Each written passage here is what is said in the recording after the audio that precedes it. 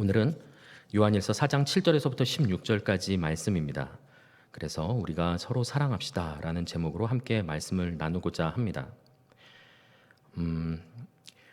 입맛이 인스턴트 음식이나 불량식품에 길들여져 버리면은 이제 진짜 영양식이나 어떤 이제 잘 차려진 요리, 제대로 된 정식 요리를 맛보았을 때 맛이 없다고 느껴집니다. 왜냐하면 불량식품에 달고 짜고 매운 자극적인 맛에 혀가 이미 익숙해져 버렸기 때문이죠. 그리고 또 인스턴트 음식의 간편함, 그 간편함은 기다림을 견디지 못하고 인내하지 못하는 오늘날 현대인들에게 더 선호되는 이유가 되기도 합니다. 그래서 건강을 생각하기 시작한 나이가 접어들기 전까지는 죄송합니다. 어떤 불량식품이나 인스턴트 음식도 어떤 제대로 된 요리보다 더 찾아서 먹게 되는 경우가 있는 것이죠. 사랑도 이와 같은 것 같습니다. 세상에는 자기 자신을 기쁘게 하고 자극적이고 인내가 없는 인스턴트 사랑이 넘쳐납니다. 이런 사랑, 세상의 사랑에 길들여져 버리게 되면 참 사랑을 제시받았을 때 기피하게 됩니다. 마치 맛있는 요리, 제대로 된 영양식을 만났을 때 맛이 없다, 이건 음식이 아니다, 못 먹겠다 라고 생각하는 것처럼 참 사랑을 제시받았을 때 이건 거리끼는 것이다, 나에겐 어렵다, 나에겐 불가능하다, 이거는 내가 할 수 없는 것이다, 이걸 하려면 내가 너무나 희생을 해야 되는데 라고 생각하게 되며 참 사랑을 기피하게 되는 것이죠. 그동안 해왔던 사랑과 세상에서 말했던 그런 사랑과 너무나 다르기 때문입니다.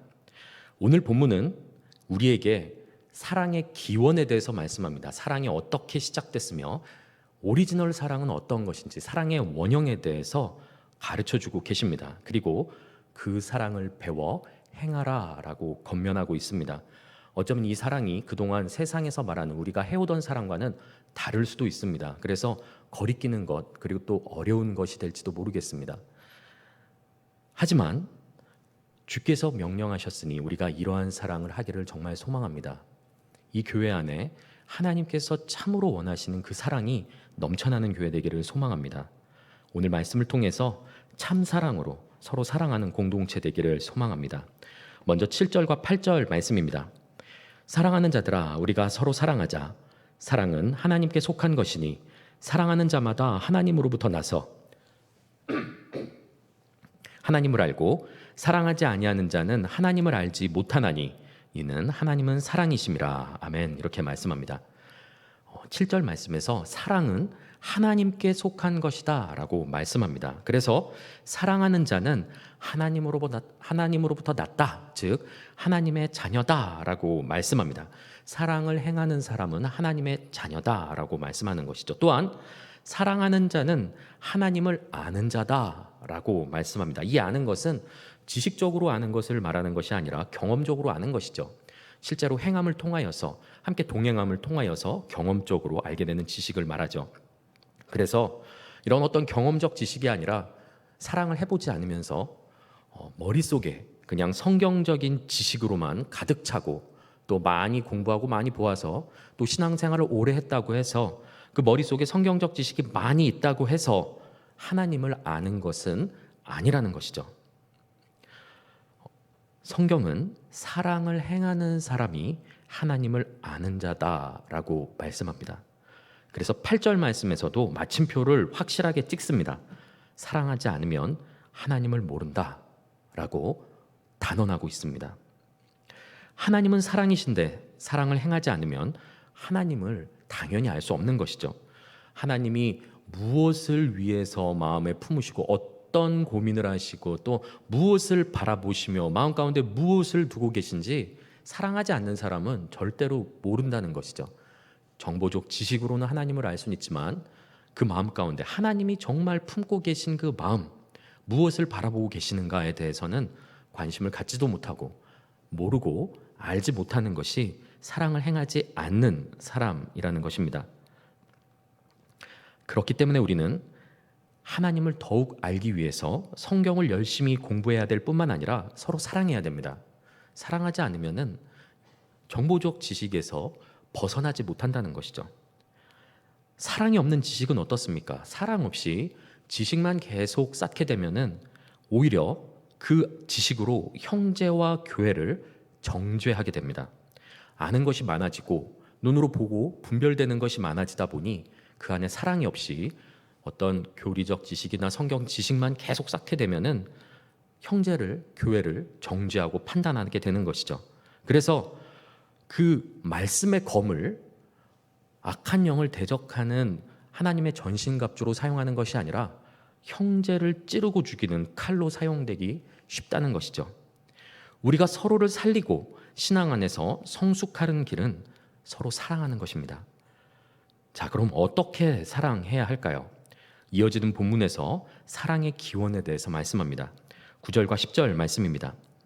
하나님의 사랑이 우리에게 이렇게 나타낸 바 되었으니 하나님이 자기의 독생자를 세상에 보내심은 그로 말미암아 우리를 살리려 하심이라. 사랑은 여기 있으니 우리가 하나님을 사랑한 것이 아니요 하나님이 우리를 사랑하사 우리 죄를 속하기 위하여 화목제물로 그 아들을 보내셨음이라. 아멘. 이렇게 말씀합니다. 10절 말씀 시작할 때 보니 사랑은 여기 있으니 라고 말씀합니다. 이 말씀은 세상이 말하는 왜곡되고 죄로 물든 사랑 말고 사랑의 원형이 여기 있다, 진짜가 나타났다, 지금 그런 얘기입니다. 진짜 사랑이 여기 있으니 한번 주목해서 보아라 라고 말씀하고 있는 것이죠. 주의를 환기시키고 있습니다. 사랑은 여기 있다. 지금 사랑의 근원, 신적 기원, 원형에 대해서 지금 말씀하려고 하는 것입니다. 사랑이 무엇인지 지금 그 뜻이 많이 퇴색되어지고 부패해지고 왜곡되어진 세상 가운데 참사랑이 무엇인지에 대해서 말씀하고 있는 것이죠. 자, 뭐라고 말씀하시는지 한번 보도록 하겠습니다. 첫 번째는 하나님의 사랑은 나타나는 사랑입니다. 나타나는 사랑. 9절 말씀을 보니 하나님의 사랑이 우리에게 이렇게 나타낸 바 되었으니 라고 말씀합니다. 하나님의 사랑은 나타나는 사랑입니다. 하나님의 사랑이 우리에게 나타났죠. 나타나지 않는 사랑, 드러나지 않는 사랑, 이러한 사랑은 사랑이라고 말할 수가 없습니다. 사랑의 원형과 다르다는 것이죠. 즉 성경적 지식에 대해서는 매우 잘 알고 있어서 입으로는 그럴듯하게 말은 하지만 행함이 없는 사랑은 사랑이 아니라는 것입니다.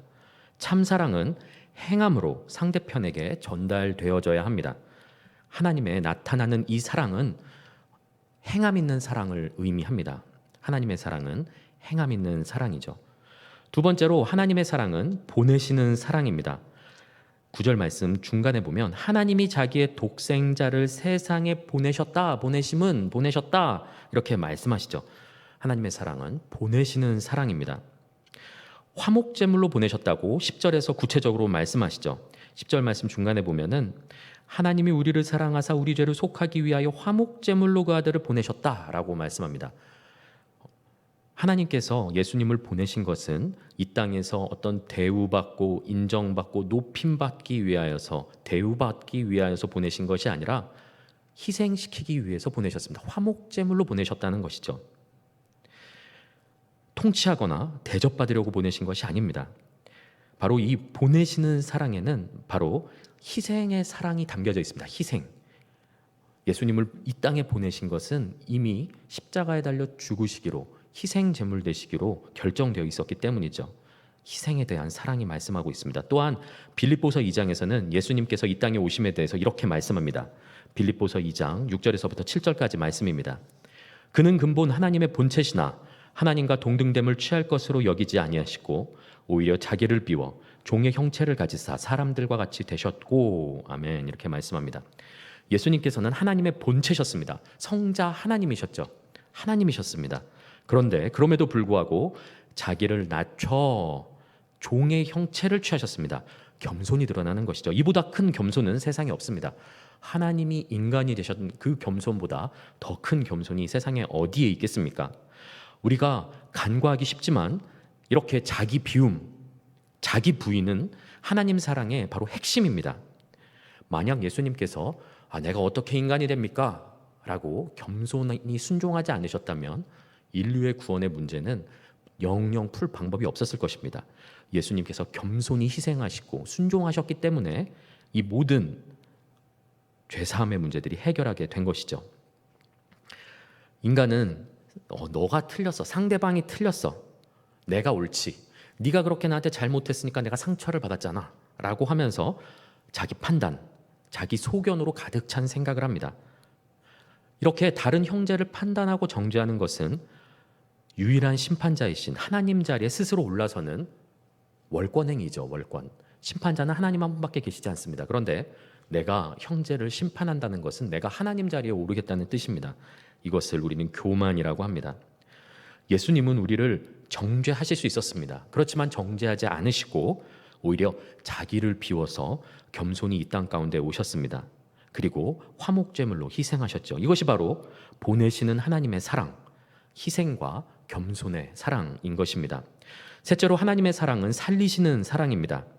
독생자를 보내심은 우리를 살리려 하심이다 라고 말씀합니다. 사랑이라고 다 살리는 사랑이 아닙니다, 여러분. 오히려 세상에는 죽이는 사랑이 많습니다. 사랑이라는 이름으로 상대를 얼마나 죽이고 있는지 모릅니다. 내가 사랑을 행한다고 하면서 상대방이 육체적으로나 인격적으로나 영적으로든 죽어간다면 그것은 사랑이 아니죠. 그것은 내 욕심과 내 기쁨, 나의 만족과 나의 유익을 추구하는 것입니다. 내 욕심을, 내가 자녀를 사랑한다고 하면서도 내 욕심, 내가 경험하지 못하고 누리지 못했던 것을 내 자녀가 경험했으면 좋겠다, 그런 걸 충분히 누리면서 행복한 삶을 살았으면 좋겠다라고 사랑하는 그 이름으로 아이가 하기 싫어하는 것들에 대해서 강요하고 아이를 체벌하고 심하게 학대한다면 그것은 사랑이 아니라 죄악인 것이죠. 사랑이라고 해서 다 살리는 사랑이 아닙니다. 내가 주장하는 만큼 상대는 죽어가게 됩니다. 따라서 살리시는 하나님의 사랑, 이 살리시는 사랑은 바로 하나님 자신의 유익을 구하는 사랑이 아니라 우리의 유익, 남의 유익을 구하는 사랑이라는 것이죠. 하나님께서는 우리를 사랑하실 때에 이와 같이 우리의 유익을 구하는 사랑을 하셨습니다. 넷째로 하나님의 사랑은 조건 없는 사랑입니다. 10절 말씀에서 이렇게 말씀하죠. 우리가 하나님을 사랑한 것이 아니고 하나님이 우리를 사랑하셨다라고 말씀합니다. 하나님께서 우리를 사랑하신 것은 우리가 하나님을 사랑했기 때문에 사랑하신 것이 아닙니다.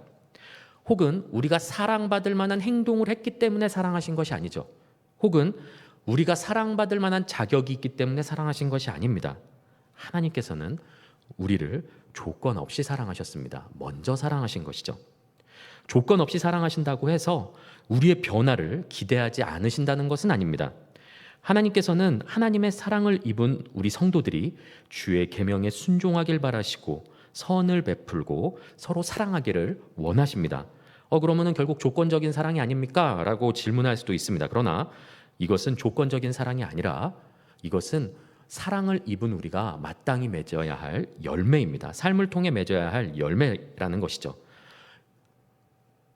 우리가 선을 행하고 사랑을 행하기를 바라면서 하나님께서 사랑하신 것이 왜 조건 있는 사랑이 아닌가 하면 여기서 이렇게 증명할 수가 있습니다.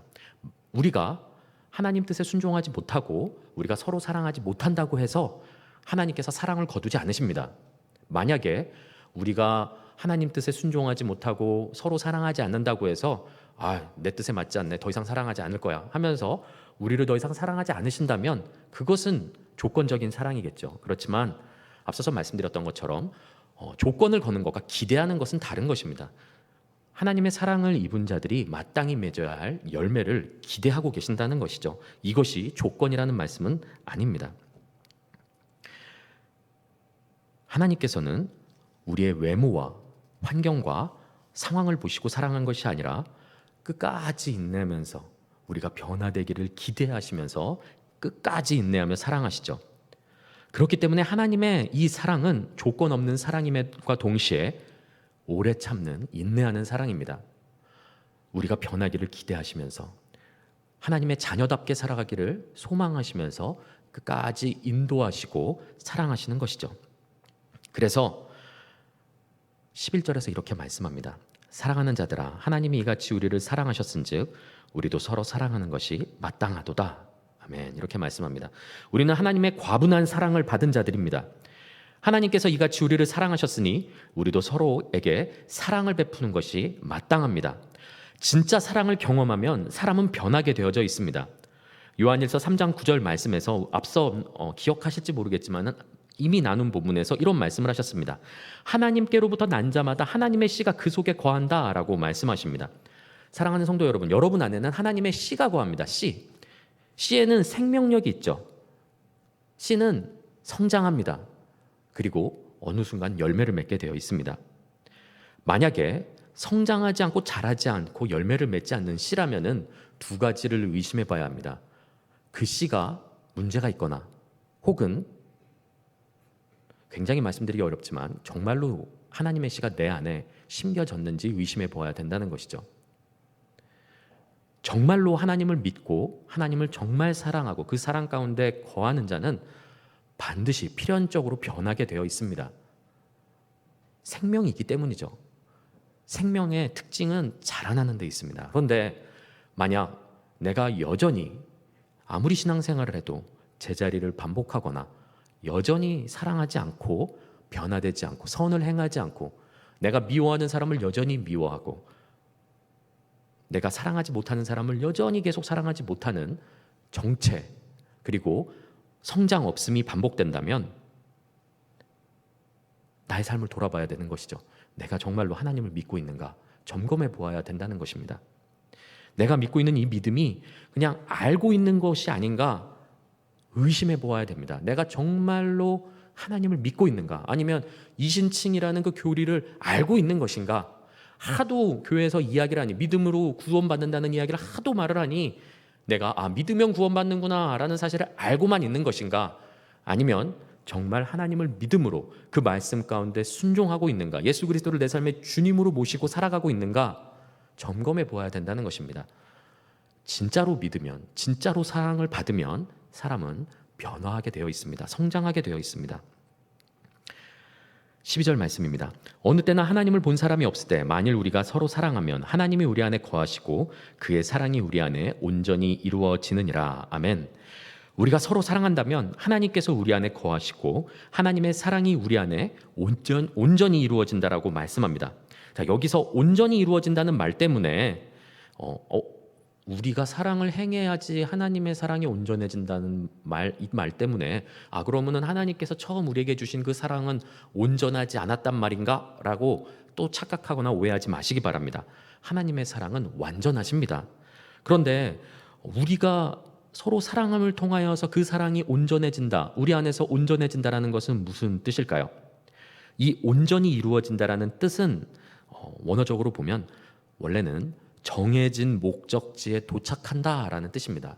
정해진 목적지에 도착한다. 즉 우리가 서로 사랑하면 하나님의 사랑이 정해진 목적지에 도착하게 된다라는 뜻입니다. 이게 무슨 뜻입니까? 하나님께서 우리에게 베푸신 그 사랑의 종착지가 내가 아니라는 것입니다. 내가 아니라 나의 형제라는 것이죠. 이걸 조금 더 쉬운 말로 이야기를 하면은 우리는 사랑의 통로라는 이야기입니다. 하나님께서 주신 사랑을 내가 그냥 그 물꼬를 막고 흘러내려가지 않게 형제 그 사랑이 나에게 와서 나에게 경험되어져서 베풀어진 그 사랑 은혜를 내가 혼자 그냥 꾹 가지고 앉고 형제를 사랑하거나 긍휼히 여기거나 자비를 베풀지 않고 나 혼자 이 물꼬를 막고 그냥 가지고 있으면 하나님께서 원하시는 사랑의 계획, 그 디자인과 맞지 않다는 것이죠. 하나님의 뜻과 다르다는 것입니다. 하나님의 뜻은 하나님께서 우리 성도 여러분 한 사람 한 사람 개인에게 베푸신 그 사랑이 여러분에게 머물러 있길 원하시는 게 아니라 형제에게 흘러가길 원하신다는 것입니다. 하나님의 사랑의 종착지는 여러분 자신이 아니라 바로 여러분 옆에 계시는 성도 또한 형제라는 것임을 기억하시기 바랍니다. 하나님 사랑의 종착지는 여러분이 아니라 여러분의 형제입니다. 그렇기 때문에 우리는 사랑의 통로라는 것이죠. 형제를 사랑하지 않는 것은 그 사랑의 물꼬를 막고 있는 것입니다. 여기에서 우리는 형제 사랑의 원동력, 힌트를 한 가지 발견하게 됩니다. 무엇이냐면 사랑의 통로라고 말씀드렸죠. 형제 사랑은 나의 힘으로 하는 것이 아닙니다. 왜냐하면 내 안에는 사랑이 없습니다, 여러분. 우리 안에는 사랑할 능력이 없습니다. 우리의 사랑은 유한합니다. 그리고 무능력합니다. 지속적이지도 못합니다. 연약하고 불완전하고 깨어진 사랑이죠. 내 안에는 형제를 사랑할 능력이 없습니다. 형제 사랑은 하나님께 받은 그 사랑과 능력으로 하는 것입니다. 그렇기 때문에 내가 하나님의 사랑, 하나님을 사랑하는 그 사랑 안에 거하지 않으면 형제도 사랑하기 어렵습니다. 만약에 형제 사랑하는 것이 어렵다면 나와 하나님의 관계에 대해서 한번 점검을 해보셔야 됩니다. 내가 과연 하나님의 사랑 가운데 머물고 있는가? 내가 그 사랑을 온전히 받아들이고 있는가? 내가 그 사랑을 믿고 있는가? 혹여나 내가 기도하면서 삶에서 만나는 어려움과 문제들 가운데서 하나님 정말 살아 계십니까? 나를 사랑하고는 계십니까? 내 기도는 듣고 계십니까? 라는 여러 가지 불신과 불평들이 올라온다면 하나님과의 관계, 그 사랑을 온전히 누리고 있지 못하는 것이죠. 마치 이스라엘 백성들이 광야에서 있었던 그 광야 1세대들이 물이 없으면 물이 없어서 하나님을 의심하고, 먹을 게 없으면 먹을 게 없다고 하나님을 의심하고, 고기 먹고 싶으면 고기 없다고 하나님께 의심하고, 눈에 보이는 대로 그 땅에 있는 백성들이 너무나 크고 두려워 보여서 하나님을 의심하고, 모든 상황과 환경에 일일이 의심하고 하나님을 불신하게 된다면 하나님의 사랑 안에 거하고 있지 못한 것이라는 뜻이죠. 하나님의 사랑에 온전히 거하고 있으면 그 하나님의 사랑을 의심하지 않습니다. 그리고 하나님의 사랑에 온전히 거하고 있는 자야말로 바로 형제 사랑을 할 수 있다는 것이죠. 하나님께서 주신 그 사랑을 먼저 알아야 형제를 사랑할 수 있습니다. 우리는 사랑의 통로이기 때문입니다. 13절 말씀이 이렇게 말씀하시죠.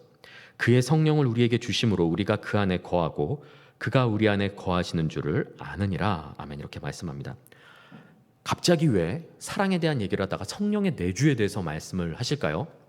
성령의 내주하심은 하나님께서 우리 안에 거하시는 임재의 증거가 되기 때문에 그렇습니다. 12절 말씀에 보면 우리가 서로 사랑하면 하나님이 우리 안에 거하신다라고 말씀하셨는데, 그 하나님께서 우리 안에 거하시는 방법이 무엇이냐면 성령의 내주하심으로 바로 우리 안에 거하시고 임재하시는 것이죠.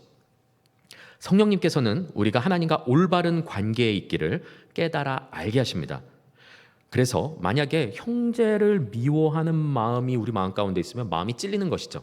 마음이 불편한 것입니다. 만약에 내가 형제를 미워하고 누군가를 마땅치 않게 생각하고 누가 관계적 어려움을 겪고 있는데 그 마음에 어떠한 갈등도 없고 양심의 가책도 없고 하나님 앞에 당당하다면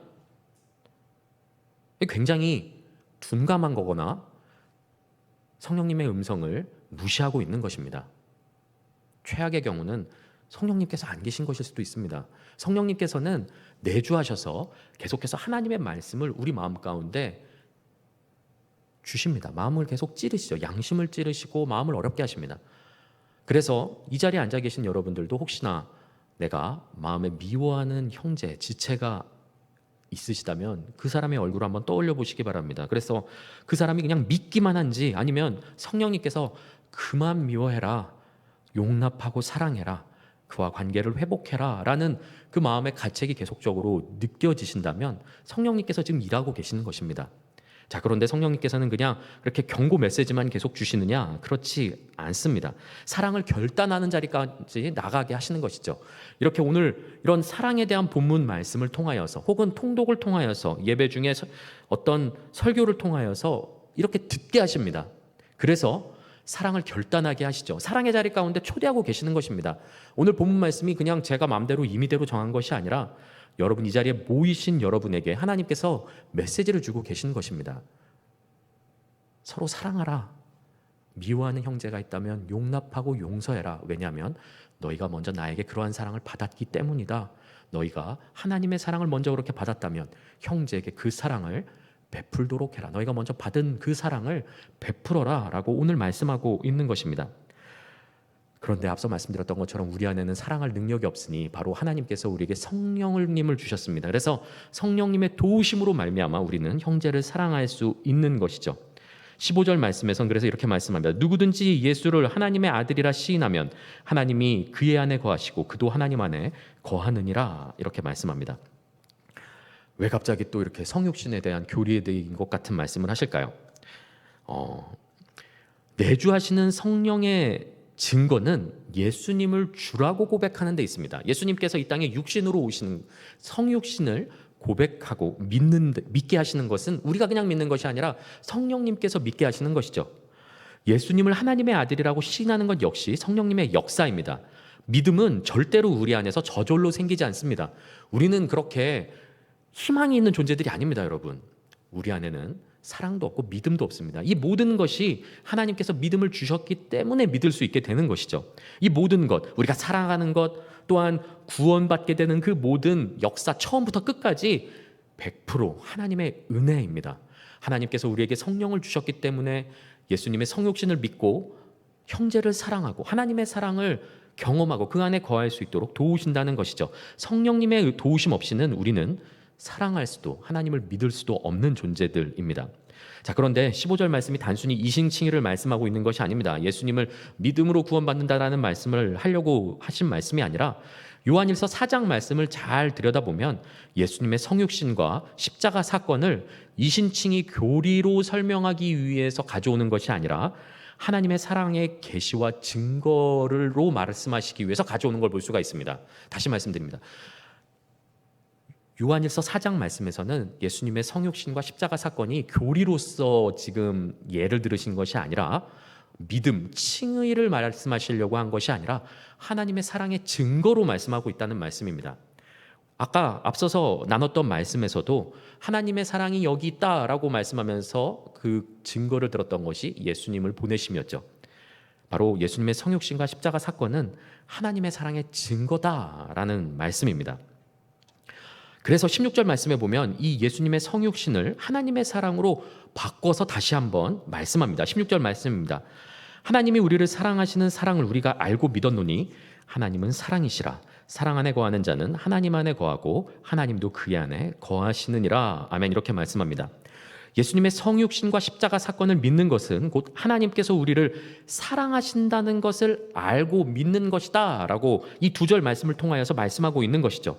그래서 예수님께서 육신으로 오신 것을 부인하는 적그리스도들의 주장은 사랑이신 하나님을 거짓말하는 이로 만드는 것이죠. 하나님으로부터 나지 않은 사람은 하나님을 알지 못하고 그 사랑 안에 거하지 못합니다. 그렇기 때문에 예수님께서 육체로 오신 것을 부인하죠. 그렇게 예수님께서 육체로 오신 것을 부인하게 되면 하나님의 사랑의 증거를 거절하게 되는 것이고 하나님을 거짓말하는 자로 만들며 또한 우리의 죄사함의 문제와 구원에 대한 문제 전반적인 이렇게 예수님의 성육신을 부인하게 되면 모든 신앙이 다 무너지게 됩니다.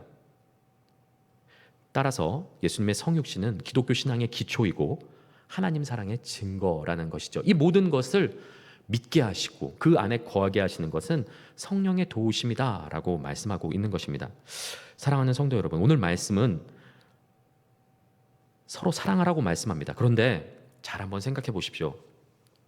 우리가 이 말씀을 몰라서 그동안 사랑을 못한 것이 아닙니다.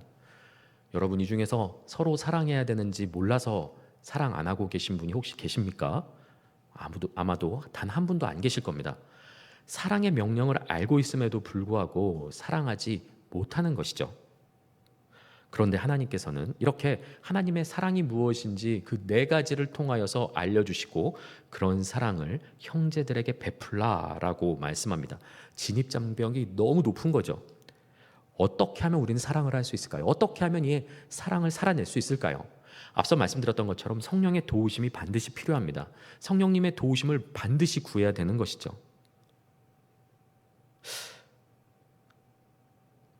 그런데 그것 말고 또 한 가지 해야 되는 것이 있습니다. 사실 이 지난 설교에서도 말씀드렸던 내용인데요. 세상은 사랑에 대해서 이렇게 말합니다. 한 번뿐인 인생, 네 마음대로 마음껏 즐겨라. 욜로 이야기하죠. 그렇게 이야기하면서 너 마음이 가는 대로 사랑하라. 한 번뿐인 인생, 너가 즐길 수 있는 거 다 즐기고 또한 사랑하는 사람이 새롭게 나타나면 얼마든지 로맨스 할 수 있다. 이렇게 이야기를 하죠.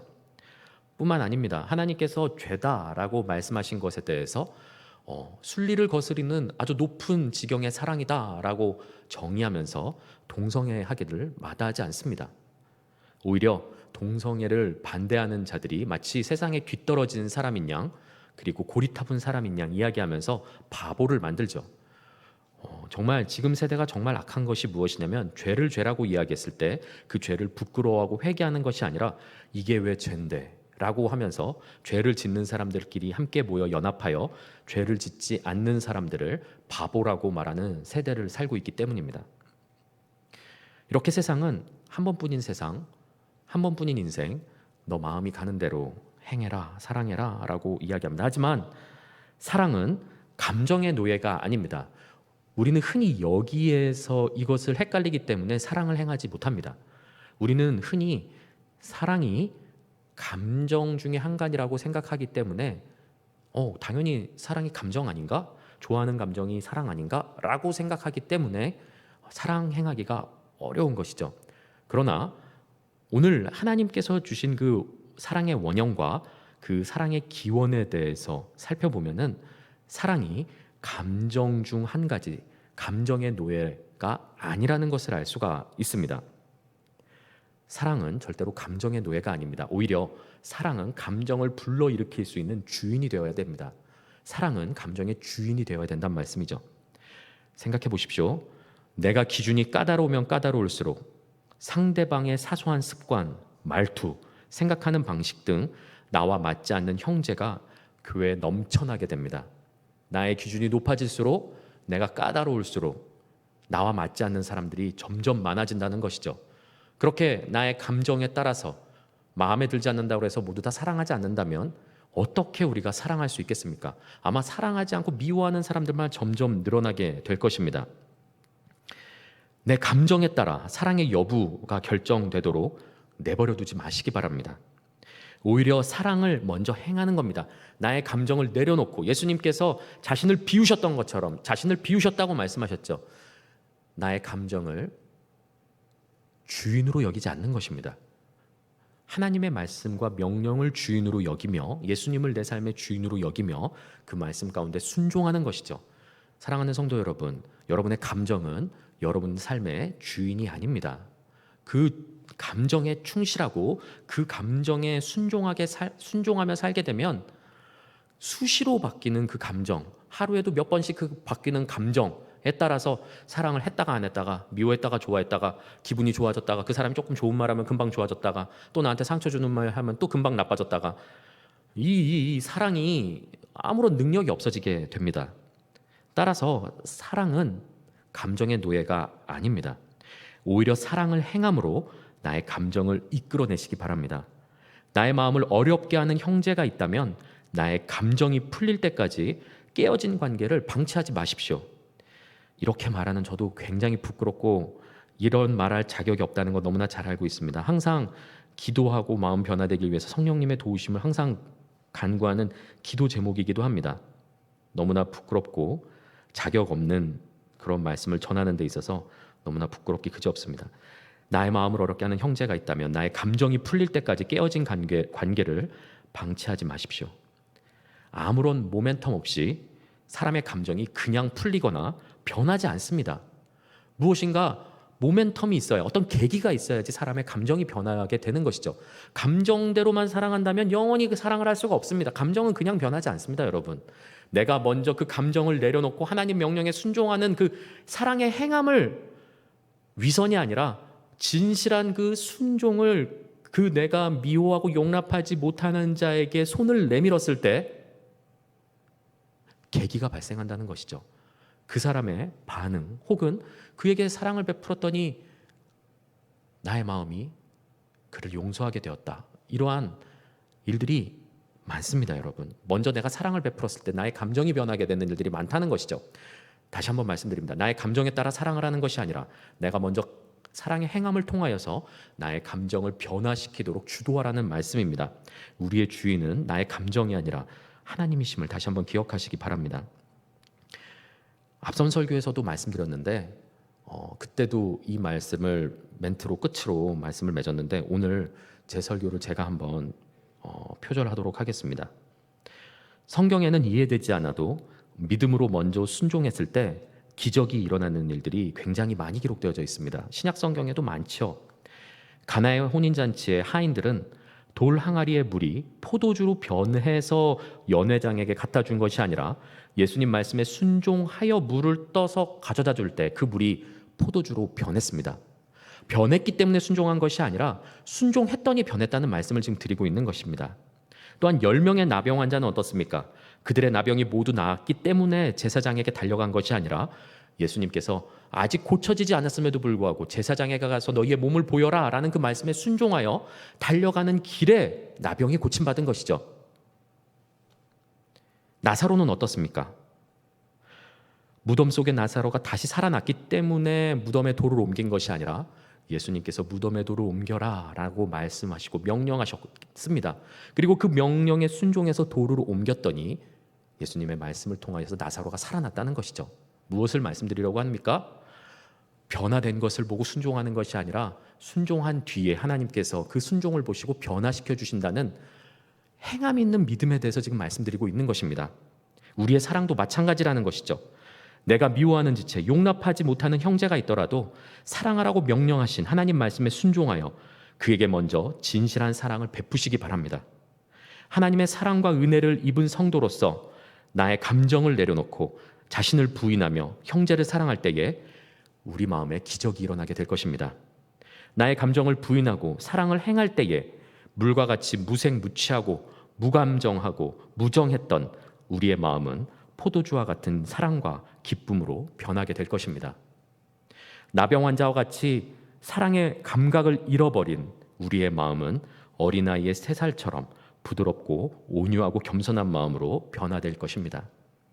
그리고 회칠할 무덤과 같이 시체 썩는 냄새가 진동하는 형제를 미워하고 형제를 살인하는 그 부패한 마음은 부활의 기쁜 소식을 알리는 생명과 사랑으로 가득 찬 그리스도의 향기로 변화될 것입니다. 다시 한번 말씀드리지만 내 감정이 따라가는 대로 사랑하는 것이 아니라 내가 먼저 말씀에 순종함으로 사랑을 행할 때에 우리의 감정이 변화되어진다는 것이죠. 그를 사랑하게 된다는 말씀입니다. 왜 그렇습니까? 하나님께서 먼저 우리에게 그렇게 사랑하셨기 때문입니다.